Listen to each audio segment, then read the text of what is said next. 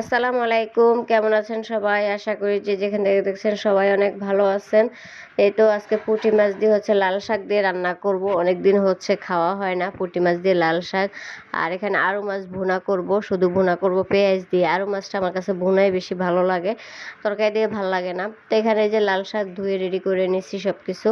আর প্রথম আমি আরও মাছটা রান্না করে নেব, যেহেতু আরও মাছ তাড়াতাড়ি নরম হয়ে যাবে। পুঁটি মাছগুলো এরপরে রান্না করে নেব। তো এখানে যে কাঁচামরিচ পেঁয়াজ দিয়ে একটু ভালো করে নেড়ে নিতেছি, আর একটু রসুন বাটা দিব, আর সামান্য অল্প একটু আদা বাটা দিয়ে দিলাম, আর হলুদ গুঁড়ো মরিচ গুঁড়ো লবণ দিয়ে মশলাটা এখন ভালো করে আমি একটু কষায় নেব। একটু পানি দিয়ে দিলাম, যেহেতু মশলাটা একটু কষানো লাগবে, কারণ পানি না দিলে মশলা পুড়ে যায়। তো পানি দিয়ে একটু কষায় নিলে এই ঝোলটা আবার খেতে অনেক মজা লাগে। তো আমার কষানো হয়ে গেছে, তো এখন আমি এর সাথে মাছগুলো দিয়ে দিব ভালো করে। আমি তো সব রেডি করাই আছে, আসলে রেডি করে নিলে রান্নাটা তাড়াতাড়ি হয়ে যায় একসাথে যদি রেডি করে নেওয়া হয় সব কিছু। তো একটার পর একটা রান্না করতে বেশি সময় লাগে না। তো এখানে দেখেন আরও মাছের ভিতর থেকে অনেক ঝোল বের হয়েছে, যেহেতু আগে একটু পানি দেওয়া হয়েছে। তো এখানে আবার দিয়ে দিলাম ঝোল। আমি আর একটু আরও মাছে একটু ঝোল বেশি দিলে ভালো হয়। তো এখানে আবার একটা কাঁচা পেঁয়াজ আমি উপর দিয়ে দিব, তাহলে ঝোলটা একটু ঘন হবে। তো ওটাকে আরেক চুলা নিয়ে আমি এখানে এখন লাল শাক বসাইতেছি।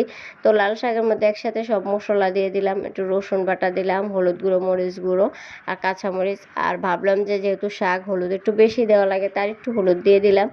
আর শাকের মধ্যে কিন্তু আর কোনো মশলা ভালো লাগে না, যেমন আদা বাটা জিরা বাটা এগুলো কিন্তু ভালো লাগে না, শুধু একটু রসুন বাটা দিলেই হয়। তা আমি একটু পানি দিয়ে দিলাম, পানি দিয়ে এখন ঝোলটা কষিয়ে নেব।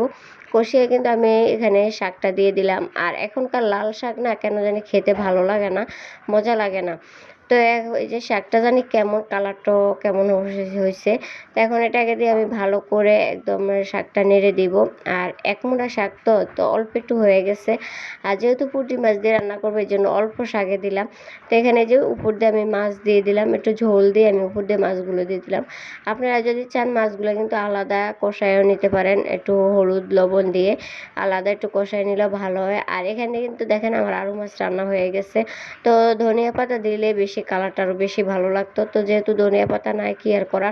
তো এটাকে নামিয়ে নিলাম। আর এখান দিয়ে কিন্তু লাল শাকও বলক আসছে, তো এটাকে আরেকটু চুলার উপরে বসায় রাখবো। আর এখনকার শাক তো বললামই মজা লাগে না, একটু গন্ধ আসে।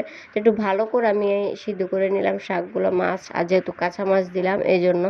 তো এটাকে আমি চুলার উপরে আরেকটু রেখে দিব, ঝোলটা কমলে আমি নামিয়ে নেব। আর শাকে কিন্তু বেশি ঝোল খেতেও ভালো লাগে না, শাকের ঝোল একদম কমায় নিলে বেশি ভালো লাগে। তো আমার ভিডিওটা কেমন লাগলো অবশ্যই কমেন্ট করে জানাবেন। আর যারা ইউটিউব থেকে দেখবেন তারা অবশ্যই সাবস্ক্রাইব করে দিবেন। আর যারা ফেসবুক পেজ থেকে দেখবেন তারা অবশ্যই পেজটা ফলো করে আমার সাথে থাকবেন। তো সবাই ভালো থাকবেন, সুস্থ থাকবেন, আল্লাহ হাফেজ।